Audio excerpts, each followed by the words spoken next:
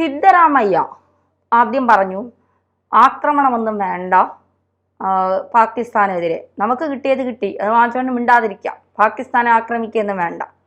പക്ഷെ ശശി തരൂർ പറയുന്നു നമ്മുടെ ലിമിറ്റൊക്കെ കഴിഞ്ഞു, കുറേ നാളുകളായി നമ്മൾ ലിമിറ്റിലാണ്, ഇനി ആ ലിമിറ്റൊക്കെ കഴിഞ്ഞു, അവിടുത്തെ സ്ക്രിപ്റ്റഡ് ആയിട്ടുള്ള കാര്യങ്ങളൊക്കെ നടക്കുകയാണ്, ഇനി ആ സ്ക്രിപ്റ്റ് നമ്മൾ നോക്കേണ്ട കാര്യമില്ല, കയറി അങ്ങ് അടിക്കണം. അപ്പോൾ കോൺഗ്രസിൽ നിന്ന് തന്നെ പുറമേ നിന്ന് സിദ്ധരാമയ്യക്കെതിരെ വിമർശനം, കോൺഗ്രസിനുള്ളിൽ നിന്ന് തന്നെ തരൂറിനെതിരെ വിമർശനം. അപ്പൊ തരൂറിന്റെ രാജ്യസ്നേഹവും പാടില്ല എന്നാണോ?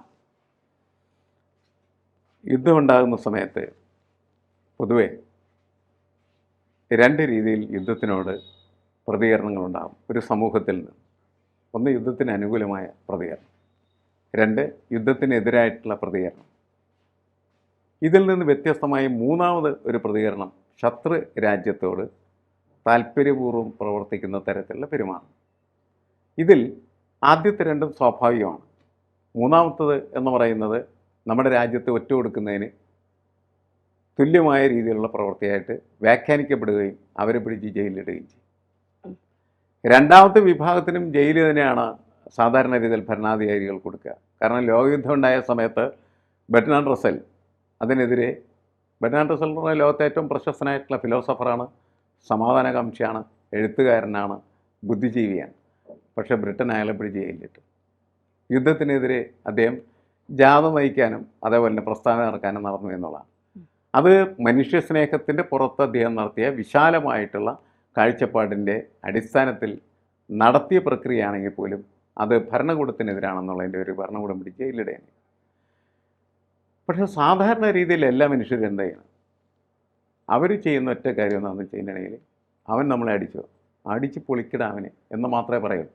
ഇതാണ് സാധാരണ വികാരപരമായിട്ടുള്ള പ്രകടനം എന്ന് പറയുന്നത്. ആ വികാരപരമായിട്ടുള്ള പ്രകടനത്തിൻ്റെ തലത്തിൽ നിന്നാണ് ശശി തരൂർ സംസാരിക്കുന്നതെന്ന് നമുക്ക് ആദ്യം തോന്നും. പക്ഷേ എന്നാൽ ഒന്നുകൂടി ഒന്ന് ശ്രദ്ധിച്ച് നോക്കുമ്പോൾ നമുക്ക് മനസ്സിലാക്കാൻ കഴിയും എന്താണ് അദ്ദേഹം പറഞ്ഞു. ആ സ്ക്രിപ്റ്റ്, അവർ കുറേ സ്ക്രിപ്റ്റ് വെച്ച് കുറേ പ്രവൃത്തികളൊക്കെ നടത്തിക്കൊണ്ടിരിക്കുകയാണ് ചെയ്യുന്നത്, അതിൻ്റെ ലിമിറ്റ് കഴിഞ്ഞു എന്നാണ് അദ്ദേഹം പറഞ്ഞത്. അവിടെ അതൊരു വൈകാരിക പ്രകടനമല്ല അദ്ദേഹം നടത്തും. കാരണം ഒരു ശത്രു രാജ്യം നമ്മളെ രാജ്യത്തിനായിട്ട് പണി തുടങ്ങി കഴിഞ്ഞാൽ ചെറിയ ചെറിയ മാന്തലുകളൊക്കെ ആയിരിക്കും. അതൊക്കെ നമ്മളിങ്ങനെ നോക്കി നിൽക്കും. കുറച്ച് കഴിയുമ്പോൾ പറയും മതി, ഇനി മാന്തണ്ട എന്ന് പറഞ്ഞ് അവനെ അടിച്ച് തകർക്കുന്ന ഒരു ഘട്ടത്തിലേക്ക് നീങ്ങും. അതിന് സമയമായി എന്നാണ് ശശി തരൂർ ഇപ്പോൾ പ്രഖ്യാപിച്ചിരിക്കുന്നത്. അത് ഒരു രാജ്യം എടുക്കേണ്ട ഒരു നിലപാടാണ്.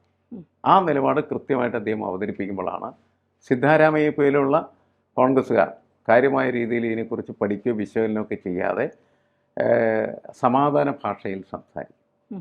അത് വിശകലനം നടത്താത്തതിൻ്റെ ഫലമായി അദ്ദേഹം നടത്തുന്ന പ്രഖ്യാപനങ്ങളായിട്ട് നമുക്ക് വിലയിരുത്തേണ്ടതുള്ളത് അബദ്ധമാണത്. അത് പല രാഷ്ട്രീയ നേതാക്കളും ഈ കാര്യങ്ങളിലൊക്കെ എടുത്തിരിക്കുന്ന നിലപാട് അങ്ങനെയുള്ളതായിട്ടാണ് എനിക്ക് തോന്നുന്നത്. കാരണം ഒന്ന്, സുരക്ഷാ പാളിച്ചയെക്കുറിച്ചുള്ള സംഭാഷണം. സുരക്ഷാ പാളിച്ച ഉണ്ടായിട്ടുണ്ട്, പക്ഷേ അത് സംസാരിക്കാൻ പറ്റുന്ന സമയം ഇതല്ല, അതാണ് പ്രശ്നം. സുരക്ഷാ പാളിച്ച ഉണ്ടായതുകൊണ്ട് തന്നെയാണ് അവർക്ക് വളരെ എളുപ്പത്തിൽ ഈ കൃത്യം നിർവഹിച്ച് പോകാനായിട്ട് കഴിയും. നേരത്തെ അവിടെ സൈന്യം റോന്ത് ചുറ്റുമായിരുന്നു. അപ്പോൾ ഇവർക്ക് അങ്ങനെ എളുപ്പത്തിൽ ഇതൊന്നും ചെയ്തു പോകാനായിട്ട് പറ്റുമായിരുന്നില്ല. അവരെങ്ങനെ ഇരുന്ന് നോക്കി നമ്മളെപ്പോഴാണ് അശ്രദ്ധ കാണിക്കുന്നത് എന്ന് കരുതി ആ സമയത്താണ് അവരെ അറ്റാക്ക് ചെയ്തത്. പക്ഷേ ഇങ്ങനെ അറ്റാക്ക് ഉണ്ടാക്കുമ്പോൾ നമ്മൾ അത് പറഞ്ഞ് പ്രൊജക്റ്റ് ചെയ്ത് സംഭാഷണം നടത്തുന്നതിൽ കഥയില്ല. കാരണം എന്താണ്? അത് രാജ്യദ്രോഹപരമായിട്ടുള്ള സംഭാഷണമായിട്ട് വ്യാഖ്യാനിക്കപ്പെടാനുള്ള സാധ്യത വളരെ കൂടുതലാണ്.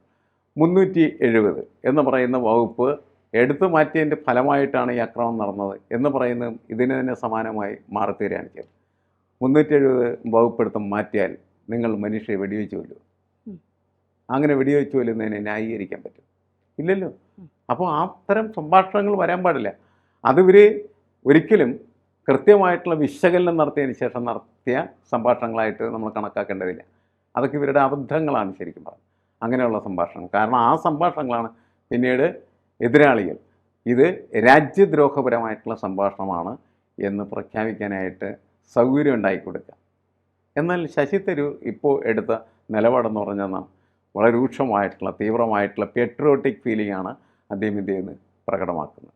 ദേശസ്നേഹി എങ്ങനെയാണ് സംസാരിക്കേണ്ടത്, അതേപോലെ അദ്ദേഹം സംസാരിച്ചതായിട്ടാണ് അതിനെ വിലയിരുത്തേണ്ടത്. എല്ലാ രാഷ്ട്രീയ നേതാക്കളും അങ്ങനത്തെ സമീപനമാണ് പൊതുവെ എടുക്കുന്നത്. അതുകൊണ്ടാണ് സർവകക്ഷി യോഗം വിളിക്കുകയും ആ യോഗത്തിൽ അല്ലേ ഇന്ത്യയിൽ പ്രവർത്തിക്കുന്ന എല്ലാ രാഷ്ട്രീയ പാർട്ടികളും BJP സർക്കാരിനോട് പറഞ്ഞതെന്നാണ്, നിങ്ങൾ എന്ത് ചെയ്തോളൂ, ഞങ്ങൾ കൂടെയുണ്ട് എന്നാണ് പറഞ്ഞത്.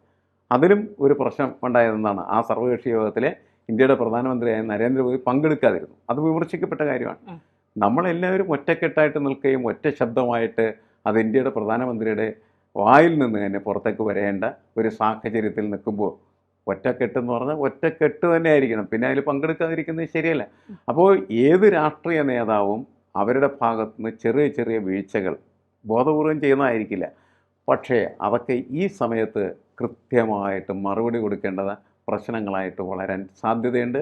അത് മനസ്സിലാക്കിയിട്ടാണ് അവർ പെരുമാറാൻ പാടുള്ളൂ. സിദ്ധാരാമയ്യ തീർച്ചയായിട്ടും ഇതിൻ്റെ പേരിൽ കുറേ ചീത്തയേക്കാനുള്ള സാധ്യത കൂടുതലാണ് എന്നാണ് എനിക്ക് തോന്നുന്നത്.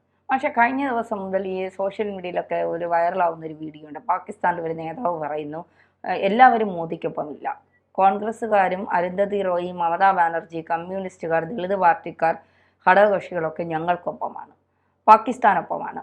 അപ്പോൾ മോദി കൂടുതൽ കയറി കളിക്കുകയൊന്നും വേണ്ട, മോദിക്കൊപ്പം ആരുമില്ല, ഞങ്ങൾ അടിച്ചാൽ ഇവരൊക്കെ ഞങ്ങൾക്കൊപ്പമാണ് നിൽക്കുന്നത് എന്നുള്ളത് ഇത് നമ്മൾ ഗൗരവത്തോടെ കാണണ്ടേ? അവന് പ്രാന്താണെന്ന് മാത്രം നമ്മൾ കണക്കാക്കിയത്.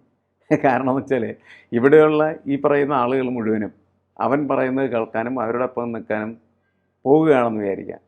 അതെന്ത് രാജ്യസ്നേഹമാണ്? എന്താണ് അതിനകത്ത് പ്രസക്തിയുള്ളത്?